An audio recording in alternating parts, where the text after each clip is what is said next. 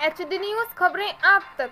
मुजफ्फरनगर नगर के police line helicopter से पहुंचे उत्तराखंड के मुख्यमंत्री पुष्कर सिंह धामी का मंत्री कपिल देव अग्रवाल, पूर्व विधायक अशोक कंसल, नगर पालिका चेयरमैन मीनाक्षी स्वरूप, जिला अध्यक्ष सुधीर सैनी ने मुख्यमंत्री को बुके देकर अभिवादन किया। रामपुर तिराहा स्थित शहीद स्मारक पर पहुंचे मुख्यमंत्री पुष्कर सिंह धामी ने श्रद्धा सुमन अर्पित किए। उनके साथ उत्तराखंड के पूर्व मुख्यमंत्री रमेश पोखरियाल भी वहां मौजूद रहे। उन्होंने शहीद स्मारक पर पुष्पांजलि अर्पित करने के बाद मंच से अपने संबोधन में कहा कि आंदोलन में शहीद हुए उत्तराखंड निवासियों की शहादत बेकार नहीं जाएगी, दोषियों को सजा अवश्य मिलेगी। सर्वप्रथम शहीद स्मारक पर पुष्पांजलि अर्पित करने के बाद मंच पर पहुंचे अपने संबोधन में मुख्यमंत्री पुष्कर सिंह धामी ने कहा कि उन्होंने इस आंदोलन को अपने बाल्यकाल में देखा है। हमारे आंदोलनकारी जो परिवार हैं, उन परिवारों को किस प्रकार की परेशानियों का सामना करना पड़ा। हमारे अनेक वीर माताएं, भाई बहनें व जिन्होंने अपना बलिदान दिया, ऐसे आंदोलनकारी भाई बहनों के प्रति अपनी कृतज्ञता व्यक्त करते हुए उनकी स्थिति के लिए सरकारी नौकरियों में 10% का आरक्षण विधानसभा में विधेयक लाकर इसको लागू कर दिया है। इसके साथ ही नारी शक्ति को नमन करते हुए हमारी सरकार ने आंदोलन के दौरान जो जेल गए घायल हुए को प्रति माह पेंशन का भी हमने प्रावधान कर दिया है। इसके साथ ही राज्य आंदोलनकारी के बच्चों को स्कूलों और कॉलेज में निःशुल्क शिक्षा, सरकारी बसों की यात्रा सुविधा भी प्रदान की जा रही है। पृथक राज्य की परिकल्पना के बाद हमारे प्रदेश के अंदर कई चुनौतियां हैं। आज देवभूमि उत्तराखंड का जो भी मूल स्वरूप है, वह मूल स्वरूप कायम रहे, क्योंकि उत्तराखंड के देवभूमि पर पूरे देश दुनिया के अंदर हमारा सम्मान होता है। उन्होंने कहा कि जिस प्रकार से हमारे राज्य आंदोलनकारी ने राज्य प्राप्ति के लिए आंदोलन चलाया था, उसी प्रकार राज्य के मूल स्वरूप को बचाए रखने के लिए भी काम करना होगा। उन्होंने प्रदेश की बदलती डेमोग्राफी को महत्व देते हुए कहा कि डेमोग्राफी को सुरक्षित रखने का दायित्व भी हम सबको आगे चलकर निभाना होगा। धामी ने कहा कि डेमोग्राफी को सुरक्षित रखने के लिए सरकार अपने स्तर से काम कर रही है। सरकार उत्तराखंड राज्य की डेमोग्राफी को बिगड़ने नहीं देगी। इसी के लिए सरकार ने राज्य के अंतर धर्मांतरण कानून को सख्ती से लागू किया है। समान नागरिक संहिता का विधेयक जल्द ही धरातल पर उतरने वाला है। इसके अलावा दंगा रोधी कानून भी लागू किया गया है, जिसमें जो दंगा में तोड़फोड़ करेगा उसकी भरपाई करने वाले से वसूल की जाएगी। देखिए क्या बोले नेतागण।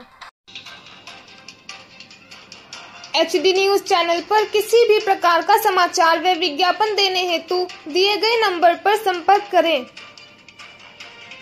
9897434845 व 8077141964।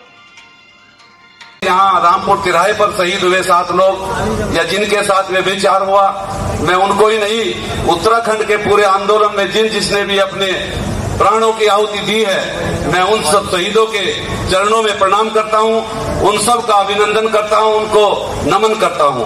और निश्चित रूप से मैं मानता हूं और इस सारे आंदोलन के बाद जिन स्वर्गीय अटल बिहारी वाजपेयी जी के द्वारा उत्तराखंड राज्य की स्वीकृति की गई, उत्तराखंड राज्य को आंदोलनकारियों और उत्तराखंड वासियों के, मैं समझता हूं उनके आदेश डिमांड पर जिस प्रकार से उत्तराखंड को बनाने का काम माननीय अटल बिहारी वाजपेयी जी के द्वारा भारतीय जनता पार्टी की सरकार के द्वारा किया गया, मैं उनके चरणों में भी, अटल बिहारी वाजपेयी जी के चरणों में भी सशक्त नमन करता हूं कि उन्होंने उत्तराखंड वासियों की इस आवाज को सुना और जो उनके मन की भावना थी उत्तराखंड के, उसको करने का काम किया।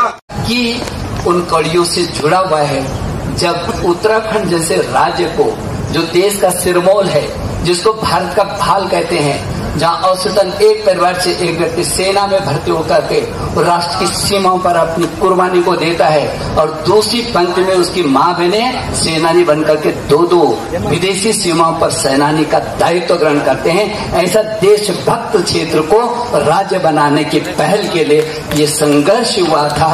केवल राजनीतिक दृष्टि से एक अलग राज्य बन जाए, इसके पीछे कतई ये केवल भावना नहीं थी, राष्ट्र की भावना थी, क्योंकि उत्तराखंड की धड़कनों में राष्ट्र बहता है, सभी लोग जानते हैं। आज भी यदि आज की परिस्थिति देश की आजादी से यदि पहले देखेंगे, तब भी उत्तराखंड की मां और बहनों से लेकर उनके नौजवानों ने पहली पंक्ति में खड़े होकर के देश की स्वाधीनता का आंदोलन लड़ा।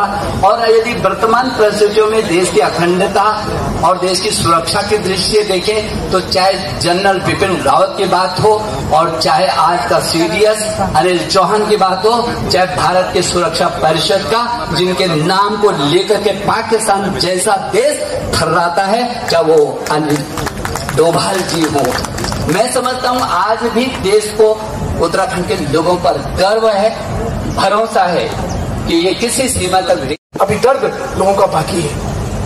आदरणीय मुख्यमंत्री से उनका बहुत स्वागत है।